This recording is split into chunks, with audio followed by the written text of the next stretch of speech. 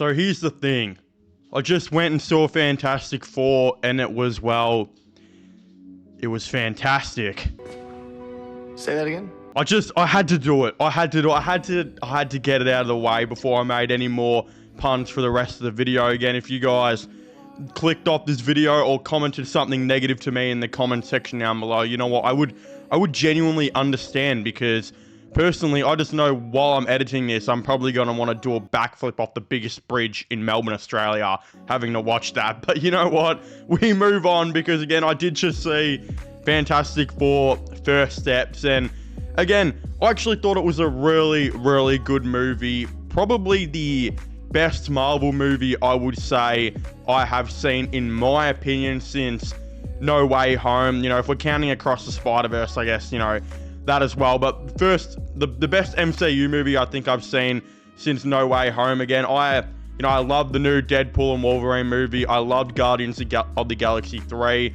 But I don't know if I love those movies as much as what a lot of people did. But what I will say is, even though I highly enjoyed those movies, this new Fantastic Four First Steps movie is a must watch. And there are a lot of great things about this film. Again, I actually loved the fact that right from the get-go, you can see that this new Fantastic Four group are depicted as celebrities, and they're actually liked by the public. They're not frowned upon. They're not being taken to be government experiments like in whatever the hell the last one was.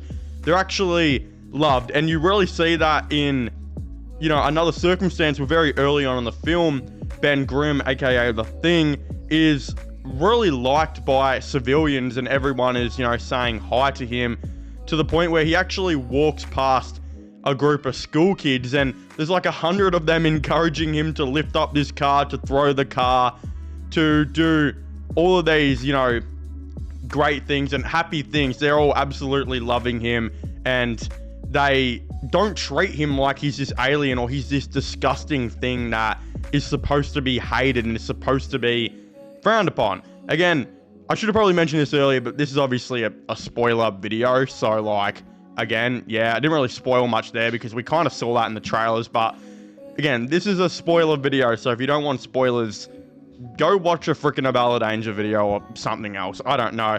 But again, he is entertaining these kids. They absolutely love him, and he's basically a celebrity. He's a loved celebrity.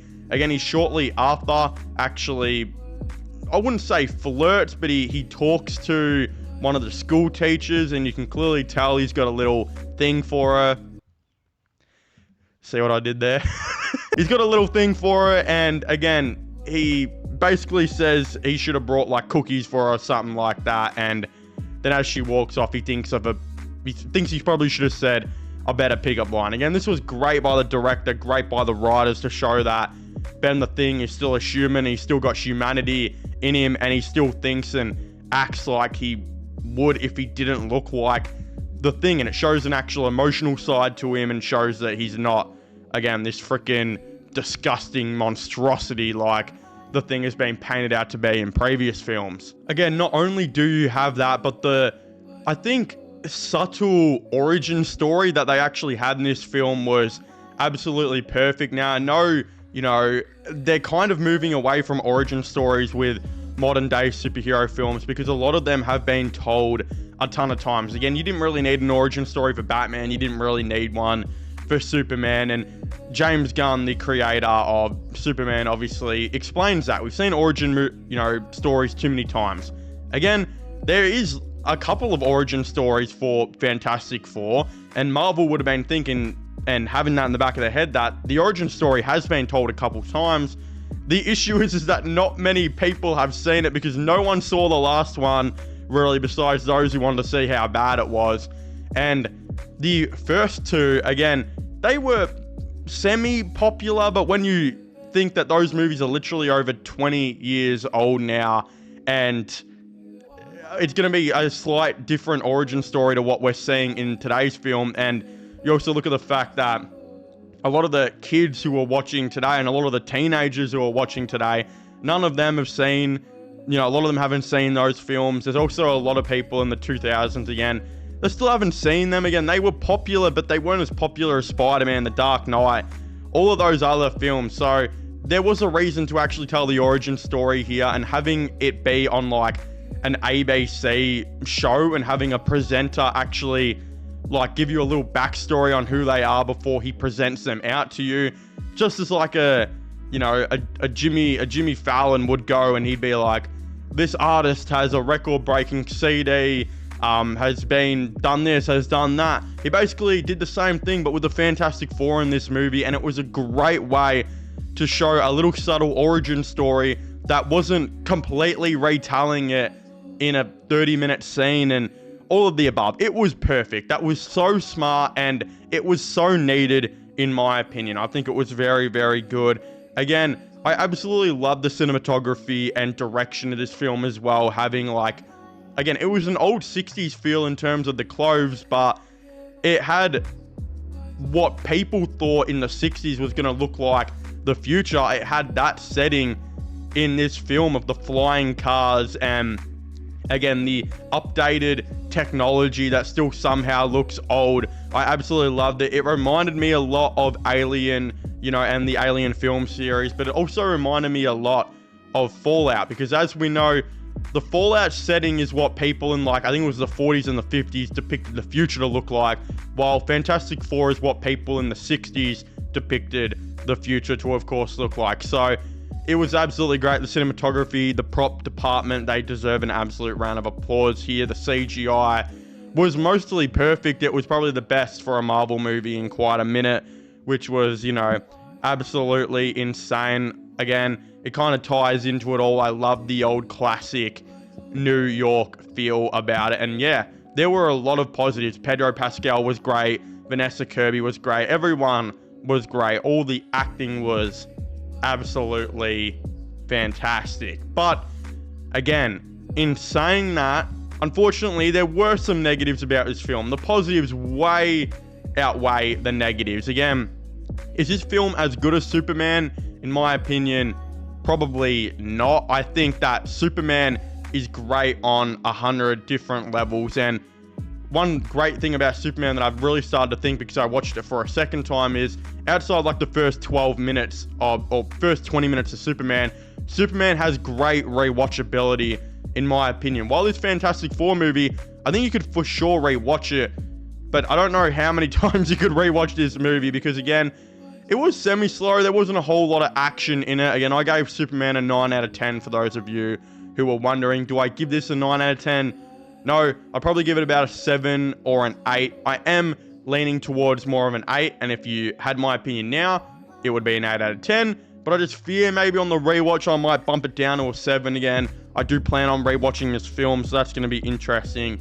But again, there were some negatives about this film. Again, when all the conflict was happening and the public found out that to get Galactus to stop attacking them, it was for them to give up, of course, their baby Franklin to him. Again, the public were angry, and at some point in the film, of course, Sue Storm actually decides to make a public speech to him and basically says, instead of everyone cheering on their downfall and wanting them to move on Franklin, she gave this like story about how her mum died and she knows what it's like for a family to be torn apart, and she doesn't want to give up her kid.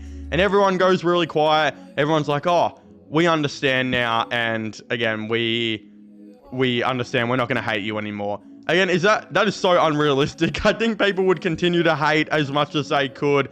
No one would be quiet for that little speech. She didn't even have a microphone. That was such a weird scene, in my opinion. Again, outside of that, I think a lot of everyone, and this could be a positive or a negative, a lot of the world just listened to the Fantastic Four. Like when they wanted everyone to shut the power down, have an 8 o'clock curfew, the whole world followed on.